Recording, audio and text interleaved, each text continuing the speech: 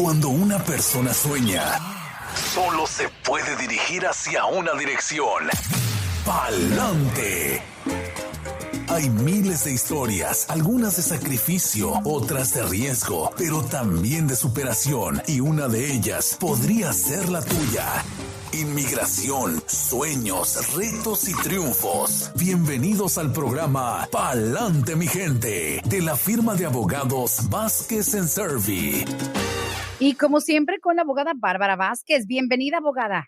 Muchísimas gracias, Brenda. Aquí en nuestra programación de todos los martes en Pa'lante, mi gente. Hoy día vamos a estar hablando sobre el anuncio ayer que salió referente al TPS y la decisión que ha tomado la Corte Federal de Apelaciones del Noveno Circuito sobre el litigio que ha estado pendiente ya por varios años. Vamos a estar hablando de eso, pero como siempre les recordamos que la información que reciben por este medio es de carácter general y no sustituye una consulta formal con un abogado que se especialice en la materia de inmigración. Sabemos que ayer la Corte Federal de Apelaciones del Noveno Circuito sostuvo que la administración Trump puede terminar con la protección contra la deportación que el Programa de Estatus de Protección Temporal, lo cual es el TPS por sus siglas en inglés, les ofrece a los nativos de 4 países señalados en ese dictamen, principalmente El Salvador, Nicaragua, Haití y Sudán. Personas beneficiadas bajo el TPS han podido disfrutar de un permiso de trabajo que no solo le permite trabajar legalmente aquí en Estados Unidos, pero también les permite vivir sin el temor de ser deportados mientras que el programa esté en vigor, incluso no obstante a que la persona cuente con una orden de deportación. Adicionalmente, sabemos que personas con TPS también pueden solicitar un permiso avanzado para viajar, conocido como el Advanced Parole. Ahora, con este nuevo dictamen de la Corte Federal, la administración Trump podría terminar con el TPS como lo quiso hacer hace 3 años. En aquel entonces Trump no pudo terminar con el TPS dado a que de inmediato hubo litigio y el plan fue puesto en paro por un interdicto impuesto en el 2018 por una corte federal en California. Y aunque se espera que el Servicio de Inmigración y Ciudadanía de Estados Unidos no termine repentinamente con el TPS, dado a que previamente ha dado indicaciones de ganar el caso, no lo terminaría de inmediato, la agencia todavía no ha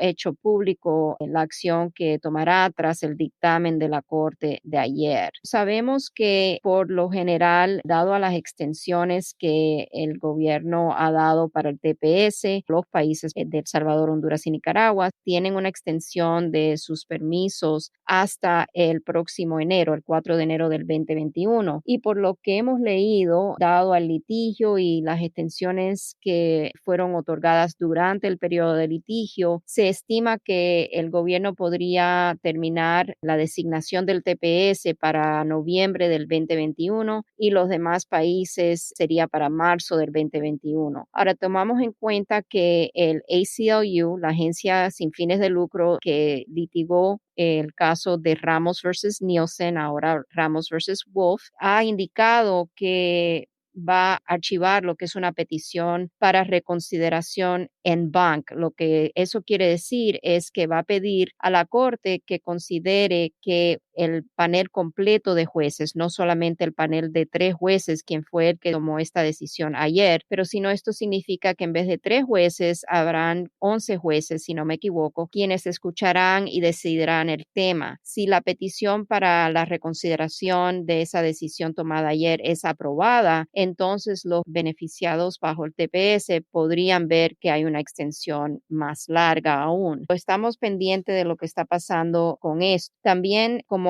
ayer no hubo decisión referente a las personas de Honduras, quienes están beneficiados bajo el TPS, y la razón por la cual esto sucedió así es porque el noveno circuito escuchó el caso de Ramos versus Wolf y no el caso de Batari versus Nielsen, que es el caso que se lanzó para las personas beneficiadas bajo el TPS nativos de Honduras, pero se espera que similarmente vamos a tener una decisión igual a la que vimos ayer en ese caso para los hondureños. Estamos pendientes de qué pase en ese caso y le vamos a traer esa información en cuanto sepamos algo. También quería hablarle referente a qué puede suceder dado a este dictamen de ayer. Definitivamente el TPS para estos países ya deja de ser designado y las personas quedan desamparadas. Obviamente el temor es que quedarían en el que tenían previamente a adquirir el TPS. Esto significa que si entraron de manera indocumentada a Estados Unidos, van a regresar a ese estatus de estar indocumentado en el país. Y esto significaría que estarían a riesgo de ser puestos en trámite de deportación. Ahora, para personas que ya cuentan con una orden de deportación y han estado protegidas durante todo este tiempo bajo el TPS, estas personas corren aún un riesgo mayor, dado a que ya puede el gobierno, al terminar con el TPS, restaurar esa orden de deportación previa. Ahora, históricamente, cuando un país deja de ser designado para el TPS por el gobierno estadounidense ha otorgado lo que es el DED. El DED básicamente defieren lo que es la salida forzada de los beneficiarios que han dejado de ser amparados bajo el TPS. Y este es un programa migratorio que no es bajo un estatuto, simplemente es por autoridad que tiene el presidente sobre la política exterior, y cuando el presidente toma en consideración los intereses de Estados Unidos en esa política exterior, él puede implementar lo que es este programa DED y otorgarle a los nativos de los países quienes ya no disfrutan del TPS una protección, mientras que a lo mejor hay un proceso ordenado para que puedan ser las personas de estos países procesados. Esto significaría que bajo el DED, si llegase a ser otorgado, los beneficiarios pueden recibir un permiso de trabajo, pero con diferencia al TPS, no son elegibles para pedir un advance parole, el permiso avanzado para viajar. En estos momentos, solamente los nativos de Liberia están bajo el programa DED. Estamos también mirando a ver si hay algún comentario o alguna indicación de que el gobierno estadounidense tendría la intención de implementar este programa como un puente para que no sea tan repentino y el efecto de terminar con esa designación del TPS no sea tan severo. También tenemos que tomar en cuenta que si este litigio continúa, es muy probable que si llegase a quedar Biden como presidente en las elecciones, que no necesariamente el TPS sea terminado. Puede ser que él continúe a esa designación para los países que en estos momentos siguen estando beneficiándose bajo el TPS. Y la gente que está entrando apenas, escuchan de repente un pedacito. TPS lo van a quitar para todos. Entrando en el detalle, como usted ya lo hizo, hay gente que están entrando apenas a nuestro audio. Un resumen, básicamente, está en peligro, ya decidieron, me están preguntando, Brenda, acabo de entrar, van a quitar el TPS. Desde ayer algunos rumores empezaron a circular, que si El Salvador, que si Honduras, abogada, nos están preguntando. En resumen, todavía nada está designado para ser terminado ya, mañana, nada de eso. Esto todavía, en nuestra opinión, va a continuar porque el ACLU, quien es la agencia sin fines de lucro, ha indicado, van a presentar una petición para que considere la Corte de Apelaciones del Noveno Circuito escuchar el caso con un panel de los 11 jueces en total. Si eso sucede, esto quiere decir que va a ser hasta más extendido el plazo de la designación del TPS. También tenemos entendido, y este es el punto importante, que el gobierno ha acordado terminar con el TPS en el caso de El Salvador. Estamos viendo que podría existir el TPS hasta por lo menos noviembre del 2021, y para los otros países que están dentro del dictamen, en este caso Nicaragua, Haití y Sudán, sería para marzo del 2021, cuando se podría ver que termine la designación. Pero nuevamente hay apelaciones que seguramente van a suceder y eso podría extender todavía más aún este debate. Se sabía que en esta presidencia iba a hacer todo el esfuerzo posible para cambiar, dañar, eliminar cuanto programa estaría beneficiando. Y siempre desde el inicio, no abogada, el TPS a mucha gente durante ya más de una década les ha dado una sensación de tranquilidad, like we're good, siguen renovando, pero pues se sabía, y usted lo ha advertido en el pasado, que en cualquier momento tanto el TPS como el DACA estarían en riesgo de que con una estocada la acabaran.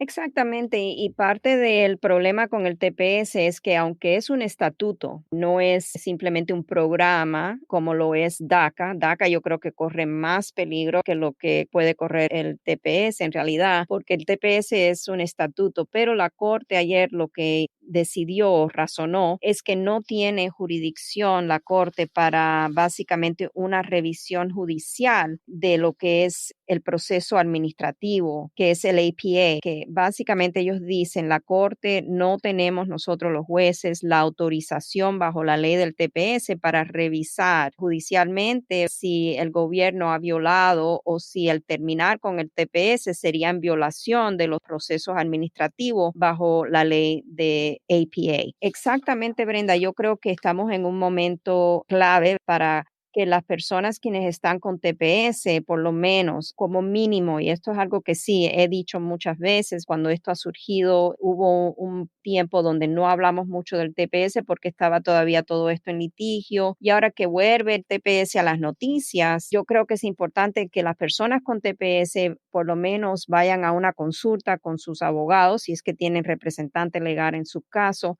para ver si hay alguna alternativa a legalizar su estatus de manera permanente. No muchas personas van a tener esa alternativa, pero personas, por ejemplo, que tengan hijos, ciudadanos estadounidenses, mayores de 21 años de edad y a lo mejor tengan a mamá o papá con residencia o ciudadanía, pero nunca han hecho nada, o un cónyuge que acaba de recibir la residencia, esas personas que están con TPS deben de explorar opciones. A lo mejor no hay ninguna, pero es mejor estar informado que no informado, especialmente cuando están en peligro de perder esta paz que han tenido por tanto tiempo.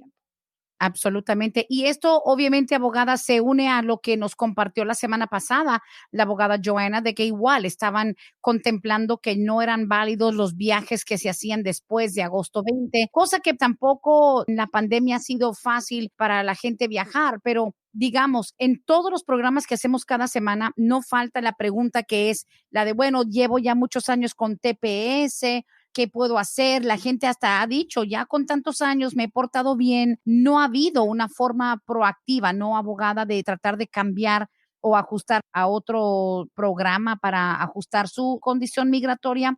Pero para los que dicen, bueno, pues ya mi hijo ciudadano ya cumplió 21, etcétera, las avenidas para la gente con TPS tampoco son muy amplias, que digamos. No, en estos momentos no, pero sí hubo un tiempo bastante extenso donde la interpretación del gobierno mismo, de la agencia USCIS, de sus propias políticas que han publicado en años atrás, donde ellos indicaban que el reingreso con un advance parole básicamente era suficiente para que quedaran categorizados las personas como haber sido inspeccionados y admitidos, lo cual es uno de los requisitos bajo el estatuto migratorio para poder avanzar a un ajuste de estatus. Por muchos casos, aún nosotros tuvimos muchísimos casos que pudimos procesar bajo la misma política e interpretación de su propia política del gobierno. Le decíamos a nuestros clientes, salgan con advance parole, efectúe una entrada legal, como quitando esa entrada indocumentada que tuvo en la primera vez que vino a Estados Unidos. Y bajo esa teoría y esa interpretación de la ley,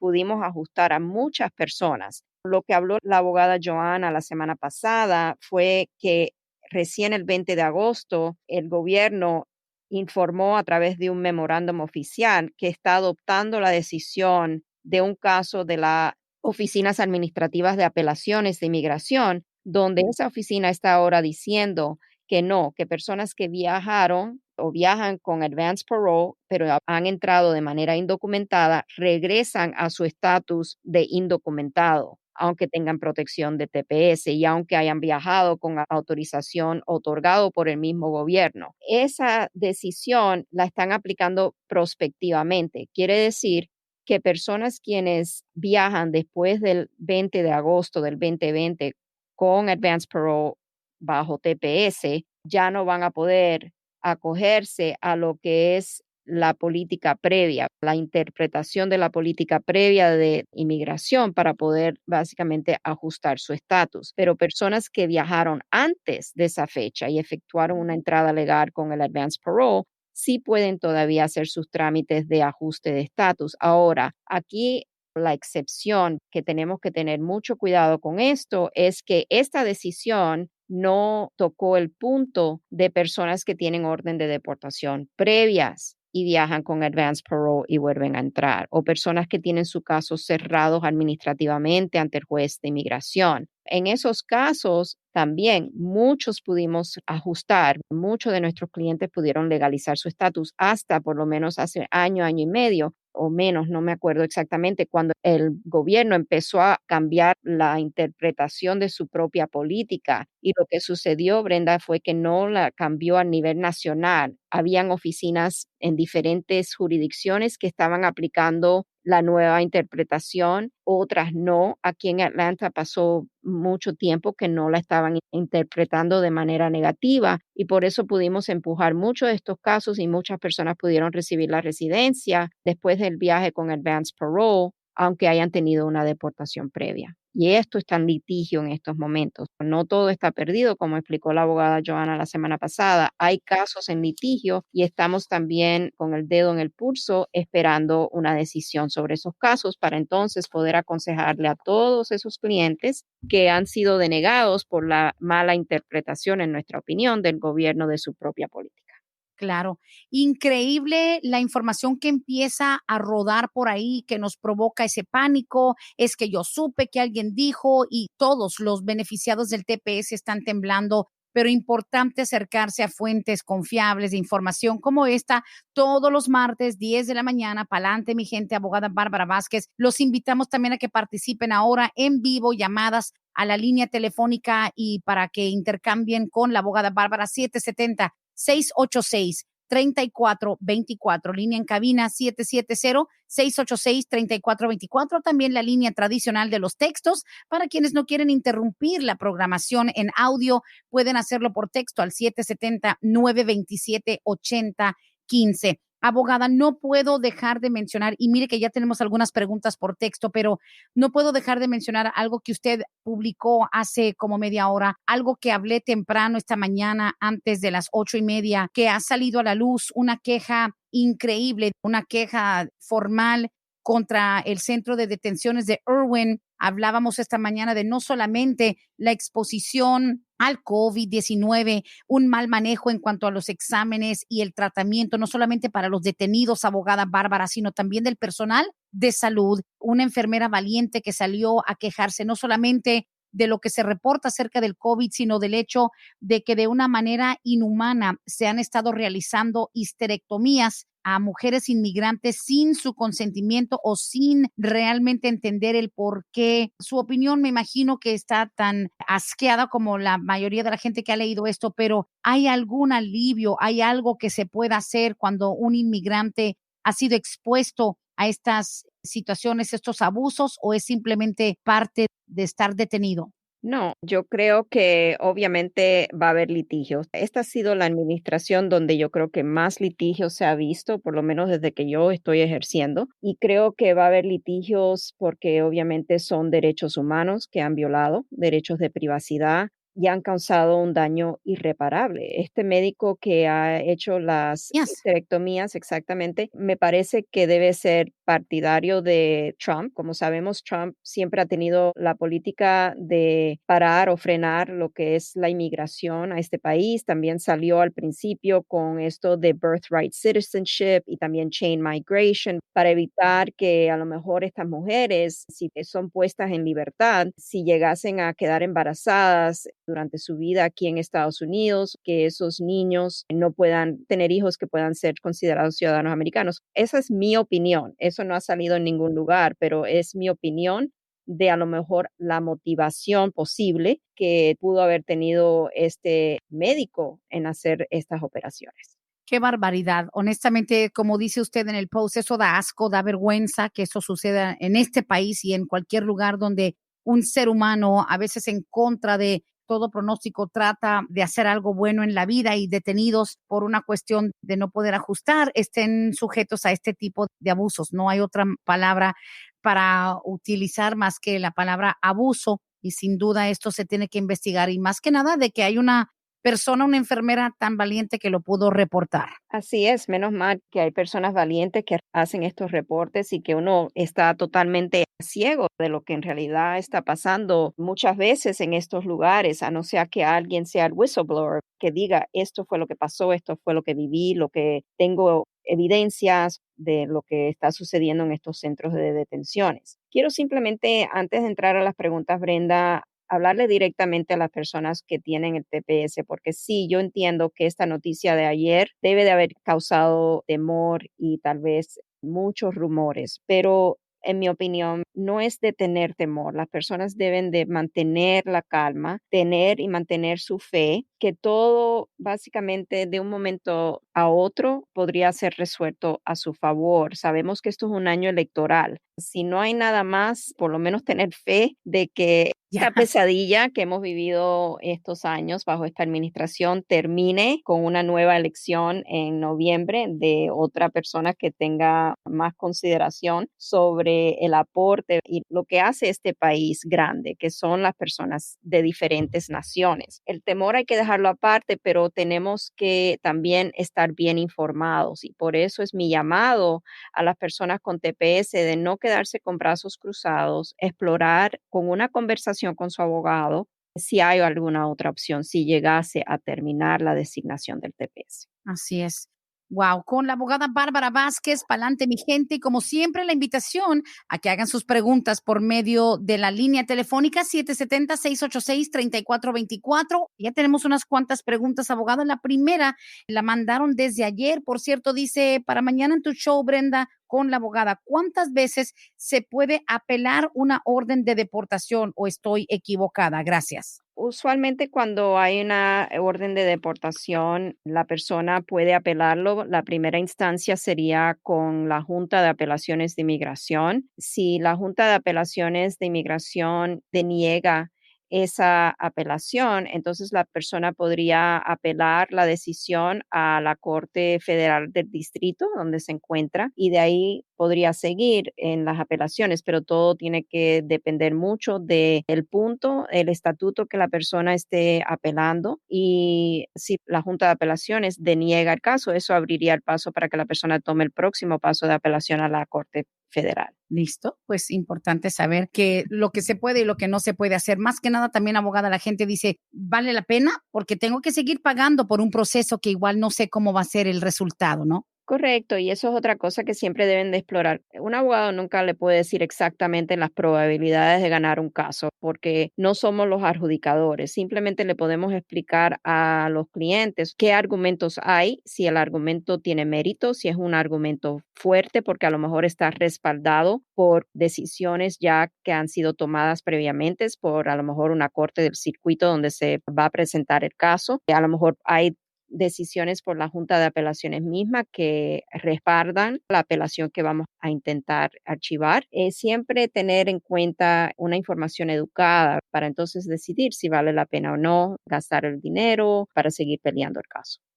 Así es. Bueno, sigan haciendo sus preguntas. Dice aquí, nosotros somos una familia de Venezuela, entramos pidiendo asilo político, llevamos ya un año esperando. Dice, soy yo, mi hermana y mi hermano, todos con nuestras familias. El mensaje es un poquito complicado, pero resumo diciendo que esa familia, digamos, de 3 hermanos venezolanos y sus respectivas familias han decidido la probabilidad de mudarse a Salt Lake City, Utah, que porque según hay como una migración, un éxodo de venezolanos que al parecer se dan cuenta que las probabilidades de su caso migratorio ser aprobado del asilo para venezolanos es mejor allá. Dice, nos podría dar un análisis la abogada Bárbara de las probabilidades de un caso de asilo político de venezolanos ser aprobado en Atlanta versus irnos a Utah. No sé por qué Utah en particular, abogada, pero hay probabilidades distintas de acuerdo al estado a donde se muden. Básicamente lo que tenemos que siempre recordar, la ley de inmigración es una ley federal,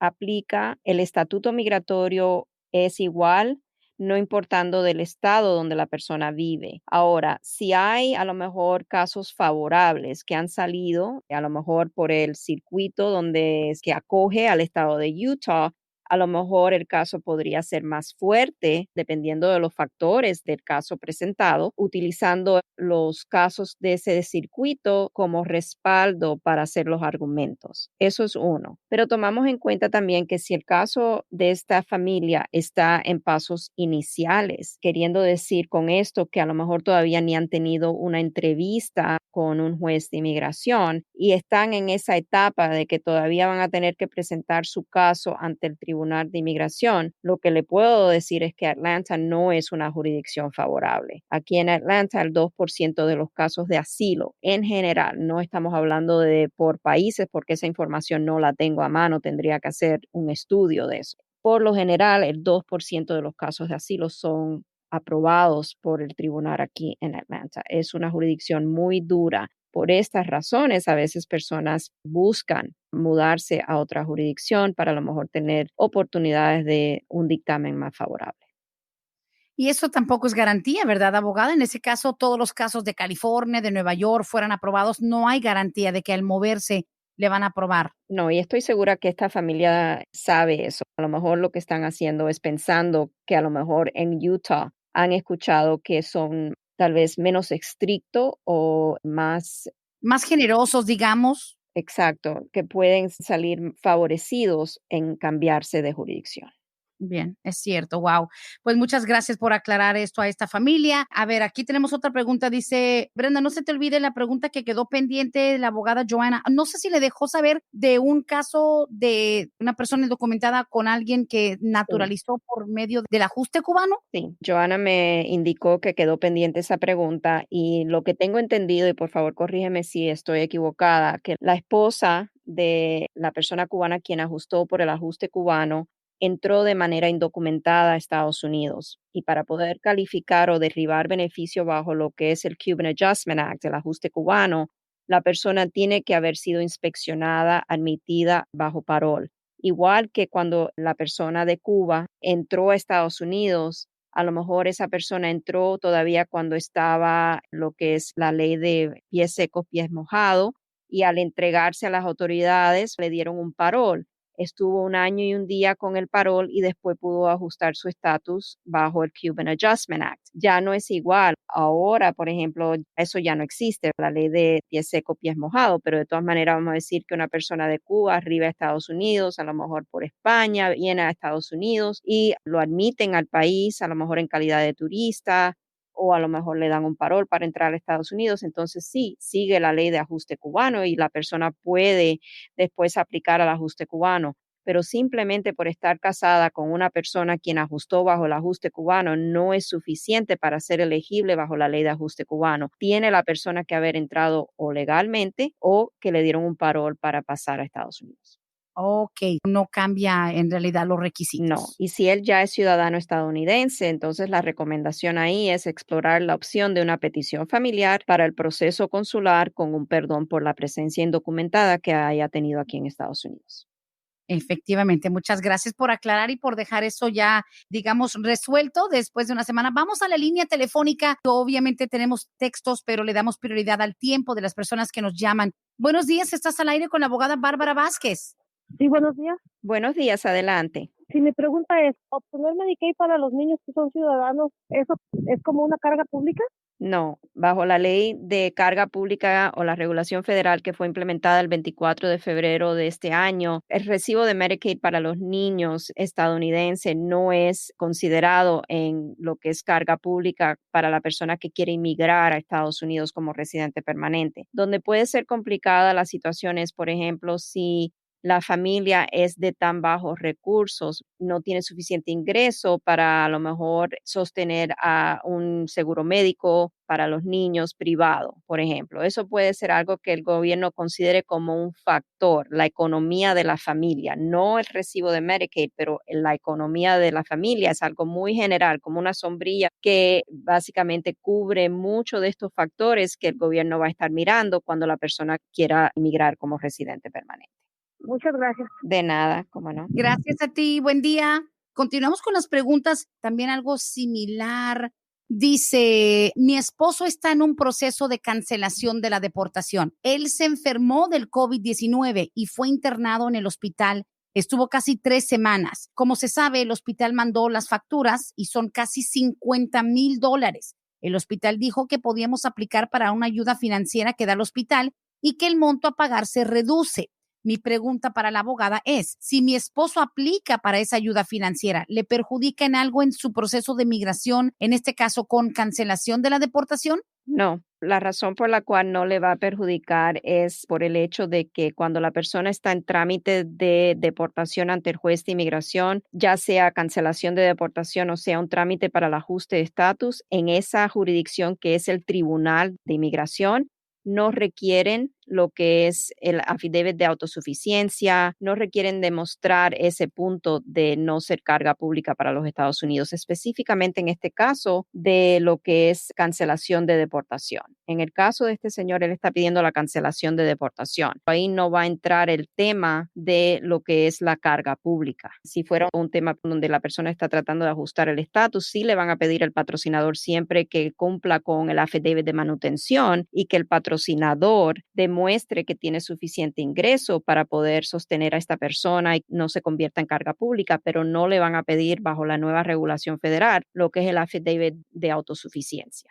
Seguimos con las preguntas aquí con la abogada Bárbara Vázquez. Y, por cierto, aprovecho para darles el número directamente en las oficinas de Vázquez y Servi. Es el 678-303-0018. 678-303-0018. Dice por acá, una persona naturalizada perdió su certificado, pero ya llenó la solicitud para uno nuevo. ¿Puede este padre solicitar la ciudadanía con la constancia del pago para su hija, que es menor, que nació en República Dominicana, pero ya vive aquí como residente? Como quien dice, él no tiene su certificado de naturalización, pero ya pagó para pedir otro. ¿Eso le basta, el comprobante de pago? Nunca me ha tocado eso. Yo le diría que va a ser bien difícil porque cuando él se presente, por ejemplo, va a sacarle lo que es el pasaporte estadounidense a la niña, quien ya está aquí, menor de 18 años de edad, entró como residente permanente o se hizo residente aquí. Le van a exigir pruebas de que él tiene ya la ciudadanía. El comprobante de que pagó para el duplicado no necesariamente quiere decir que es prueba de que él es ciudadano estadounidense. Ahora, si él tiene un pasaporte estadounidense, tal vez con esa prueba y el recibo de que ya pagó para el duplicado de su certificado de naturalización, puede ser que sí lo acepten para poder hacer el trámite. Pues bueno, depende para qué lo van a necesitar. Siguiente pregunta, dice, no digas mi nombre, por favor. ¿No habrá alguna excepción para los muchachos que tienen DACA si piden un permiso de emergencia? Lo que pasa, mi hijo tiene DACA y su papá en México murió hace 3 días. No lo dejarán viajar. Él nunca ha fallado en su DACA, lo ha renovado siempre. Sí, sabemos que hay excepción para propósito de pedir el advance parole, pero como el gobierno ha indicado que tienen que demostrar que hay una base, a lo mejor esto califica definitivamente como una base de emergencia, una base humanitaria por la necesidad del viaje. En este caso, yo le diría aplique para el advance parole, demuestre desafortunadamente que el papá ha fallecido y que el joven necesita viajar y ver si le otorgan ese advance parole. Dado que ya el papá falleció, no necesariamente lo podemos categorizar como una emergencia, porque eso usualmente cuando la persona está grave y el familiar quiere viajar, a veces podemos pedir que otorguen el advance parole de manera de emergencia, porque a lo mejor la persona ya está en las últimas. Pero en este caso ya el señor ha fallecido. Yo creo que la necesidad del viaje a lo mejor puede seguir siendo una necesidad humanitaria. Yo creo que vale la pena pedir el advance parole. Claro. Y digamos, en todo caso, este muchacho se le murió el papá hace 3 días, pero ¿cuánto se tardaría? En el mejor de los casos, like in the best of scenarios, ¿cuánto se tardaría él en recibir una respuesta? Déjeme ver lo que están proyectando aquí el sitio de inmigración. Y qué lamentable, honestamente, esta pérdida y lo sentimos mucho. Y mientras tanto, tenemos también preguntas a través de nuestro audio en vivo, audio live en Facebook. Gracias. Por ahí es la pregunta que sigue. Nos la hacen a través de nuestra transmisión. Ahorita la hacemos. Brenda, usualmente un promedio de tiempo de 3 a 6 meses es lo que podríamos esperar. Dale. No hay nada que se pueda hacer así expeditado, es simplemente parte del proceso. Si él necesita viajar porque quedaron a lo mejor asuntos legales que él necesita darle cara como heredero de algo, a lo mejor se podría presentar como un trámite de emergencia, pero eso todavía nuevamente es algo a la discreción del gobierno, tomarlo como una emergencia y otorgar el advance parole. Muy bien. A través de nuestra transmisión nos preguntan en qué año van para los de México una petición por mi hermano desde el año 2000. Van en la fecha de prioridad del 22 de junio de 1998. 98. Eso falta un poquito. Así es.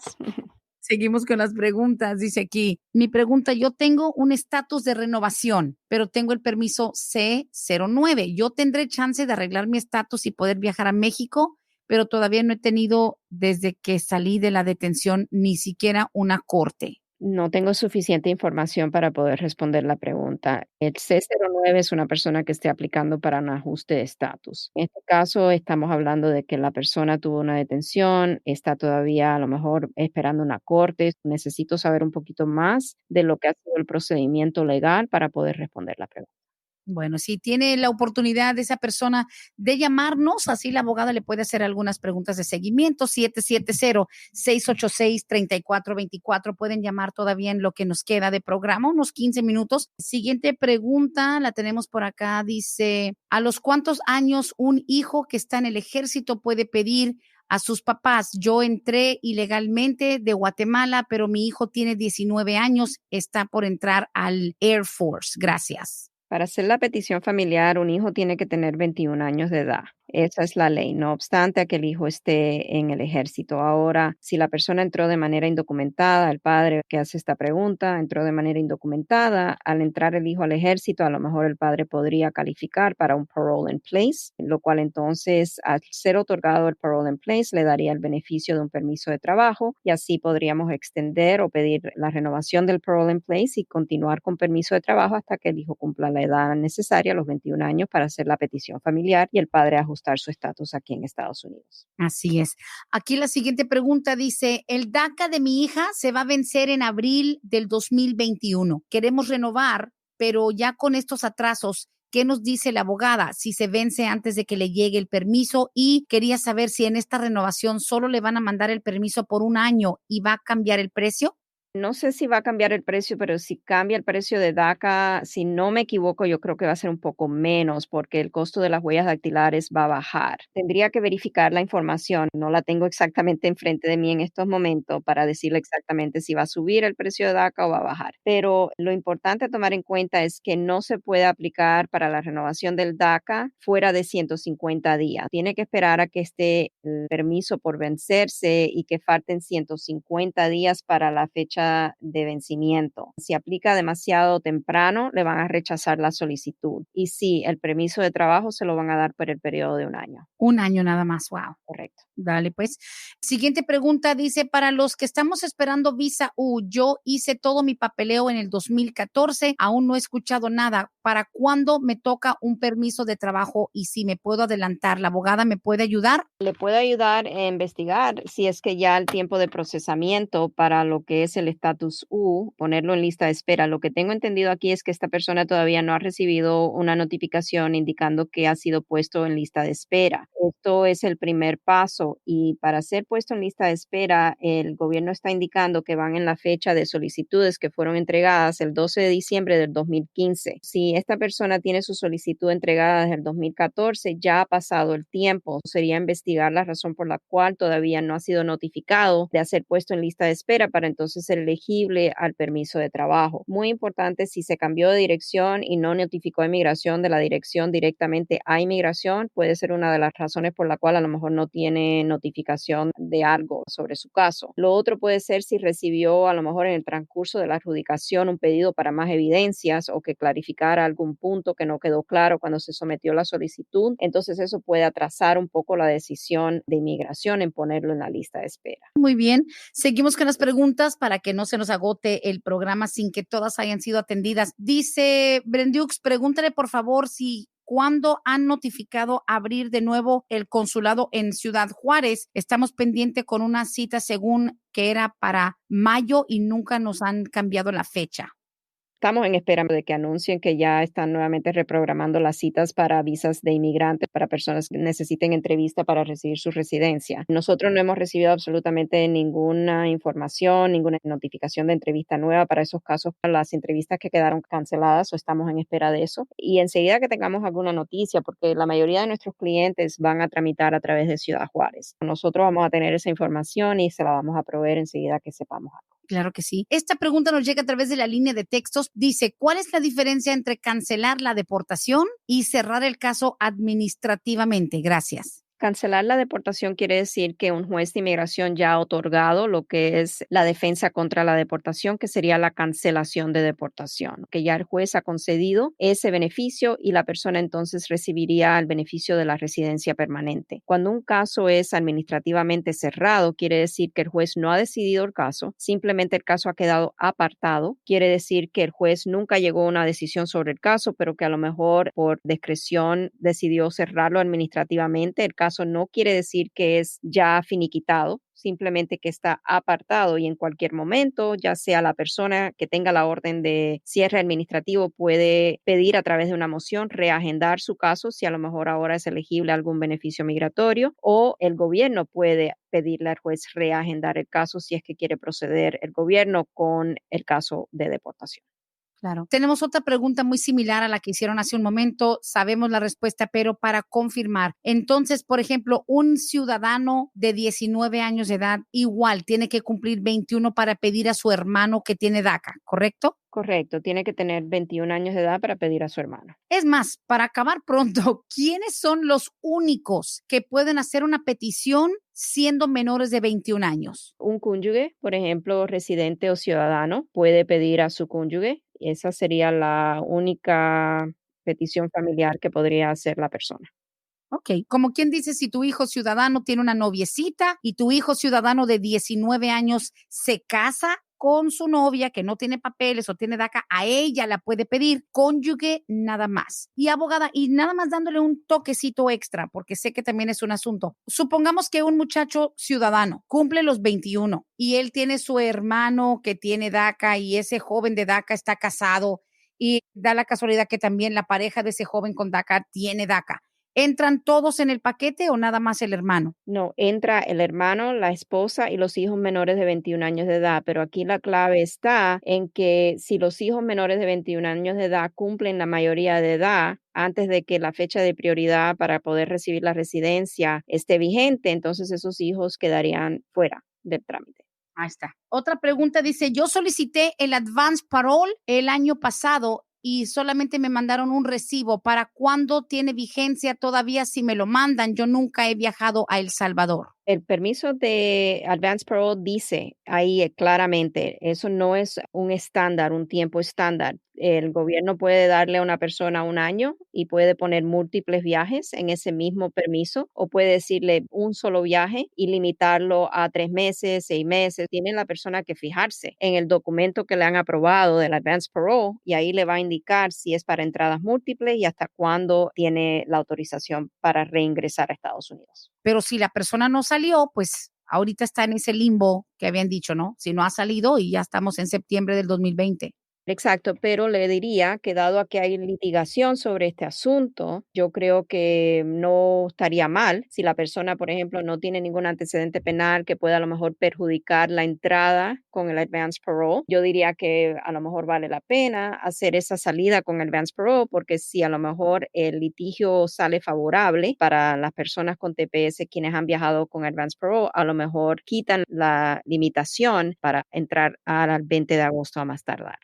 Eso es algo que puede cambiar mañana mismo, digamos. Exacto. Dice aquí, buenos días para la doctora. ¿Es verdad que van a eliminar las peticiones de hermanos ciudadanos a hermanos? ¿Sería para todos los países o solamente para algunos? Dice, nosotros somos colombianos. Me hice ciudadana hace un año y quiero pedir a mi hermana que sigue viviendo en mi país. Eso desde hace mucho tiempo se está hablando, pero nunca ha llegado a suceder. Eso sería adivinar si es que lo van a hacer o no lo van a hacer. Pero si lo hacen, tendrían que ser parejo, me imagino, para todo el mundo, porque entonces tendríamos obviamente una discriminación. Por supuesto. Muy buenas preguntas aquí. Están llegando también a través del inbox de Facebook. Dice Brenda, por favor, pregúntale para aquellas personas que fueron víctimas de los estafadores, abogados sin buena reputación. ¿Hay algún alivio? Mi esposo y yo gastamos mucho dinero en una petición hace 6 años de asilo político. Hemos estado esperando a ver si se hace una demanda. Habemos como 6 familias más. La abogada nos podría ayudar. Gracias. No digas mi nombre.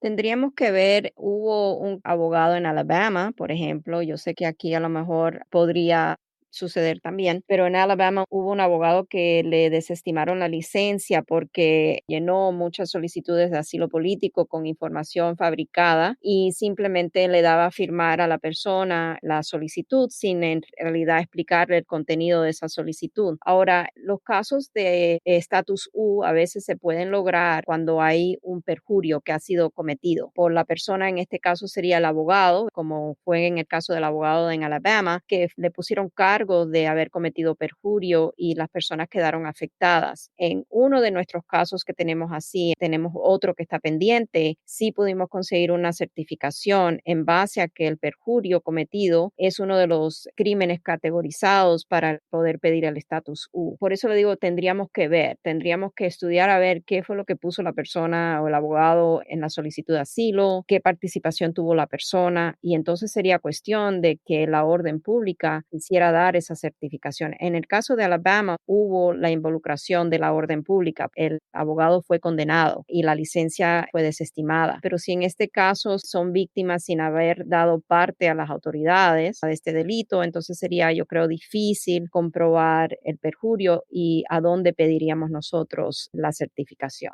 Sí, es cierto. Muy bien. Dice aquí, he estado checando en la página de USCIS y solo dice que mi tarjeta está siendo producida ya hace 2 meses de eso. ¿Cómo cuánto tardará en llegar? No me dice qué tarjeta, no puedo asumir si es la Green Card o qué. Y es difícil. Yo sé que hay muchos atrasos en la producción de tarjetas de permisos de trabajo. Yo sé que hubo una demanda donde el gobierno básicamente creo que accedió a que sí, los permisos de trabajo se están demorando demasiado tiempo y creo que se va a empezar a ver más movimiento con los recibos de los permisos de trabajo, o sea, recibir las tarjetas de permiso de trabajo. Y por las demoras causadas por eso, el gobierno hasta publicó que podían usar las aprobaciones del permiso de trabajo porque muchas personas han recibido la notificación de que el permiso de trabajo ha sido aprobado, pero no han recibido la tarjeta y pasan meses y no han recibido la tarjeta y obviamente es necesario tener la tarjeta para muchas cosas, para demostrar que puede trabajar a su empleador legalmente, que puede renovar su licencia de conducir. Estas personas, por el anuncio del gobierno, fueron aconsejadas de presentar la notificación de aprobación con el anuncio publicado por el gobierno como evidencia de que tienen la autorización del gobierno para seguir trabajando y poder renovar su Y licencia. así dice tal cual, o sea, que la tarjeta está en producción.